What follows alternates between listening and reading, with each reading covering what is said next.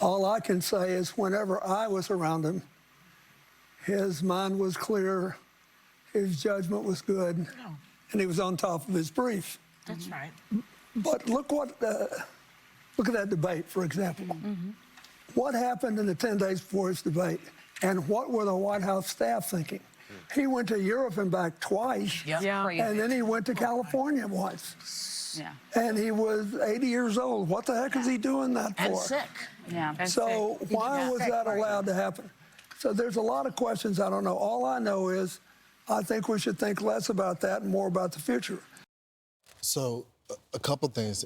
Everyone that says that type of stuff, I'm like, well, then maybe we need to get you checked out. Because all of us saw what was going on, and you're saying that he was alert the entire time behind the scenes? Sorry, that just doesn't smell the smell test. The second thing is, what are you guys thinking blaming the staff? You know what happened the last time Jill Biden blamed the staff? You got anonymous quotes from the staff as well. So I don't think that's going to be beneficial with the people that have a treasure trove of evidence. Now you're bashing them, blaming the staff of the president's mental decay. All right, so there's a couple of things. Decay. Yeah, you're right. He did travel back and forth. But if you can't travel back and forth as president, you got the wrong job. Number two is you still had 5 days to relax and go to debate camp. Right. For 5 days. And what you did is rest on the lounge chair, walk out, and be totally incoherent during rehearsals. So I have no patience for that. Number three is you should be able to do a debate with a cold. All right? We all play hurt.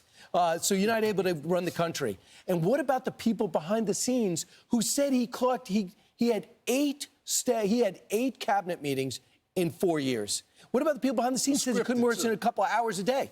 But there was no follow-up questions on The View because he's looking to sell a novel that he clearly didn't write. So he says there and goes out there, good luck with your reputation. Bill Clinton, another reason not to pay attention to Bill Clinton. Yep. Bill Clinton has to say that, y'all. He's not going to go after another president. That's just decorum. That's what they do. They're all loyal to one another generally, especially a Bill Clinton. He's not going to go after him because he was. Why not? Why because he doesn't want to go after someone in his party that was also a president and has health problems. He just said, I never saw it. Maybe they hung out 1 time or 2 times. But to your point, Lawrence, if you're going to go after someone, then you have to be able to take the heat because that's what's happening with Karine Jean-Pierre.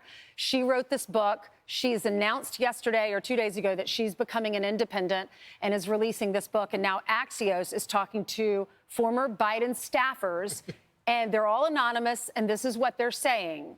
At least they claim this is what they're saying. They're saying was one of the most ineffectual and unprepared people, talking about KJP, I've ever worked with. She had meltdowns after any interview that asked about a topic not sent over by producers.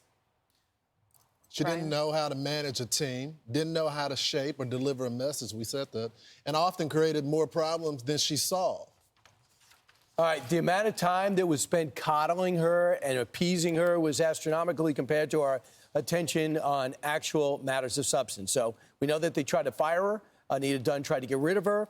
We know that Jeff Zients tried to get her another job. She would not leave. And we know she had a publicist during that time. And we know she didn't start writing this book in January. We also know you are there to spin for the president on his policies. But what really bothered people the most is she had nothing to say.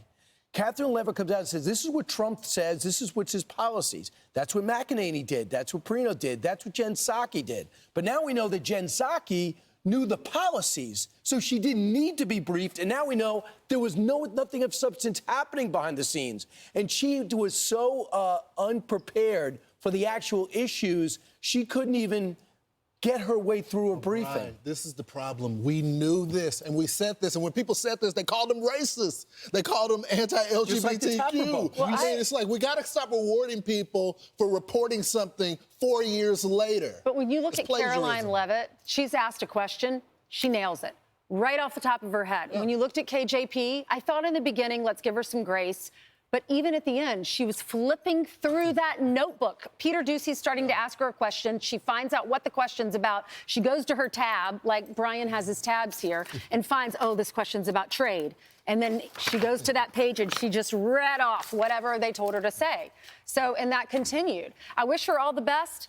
I don't know her personally. Sure, she's a nice person. I know that's a really hard job. I would think hardest job in the world. I don't wish her the best. Me either. I don't wish her the best. They all You don't wish her the best? She lied for 4 to 2.5 years. Yeah. She was so jealous she wouldn't let an admiral speak about military things. Yeah. And number 3 is she now is looking to profit off lying. So I have no patience for her. Well, For all the rest of them, then people don't have to buy the book. Right. Don't buy the book if you don't agree Please do with not it. buy the book. I beg of you.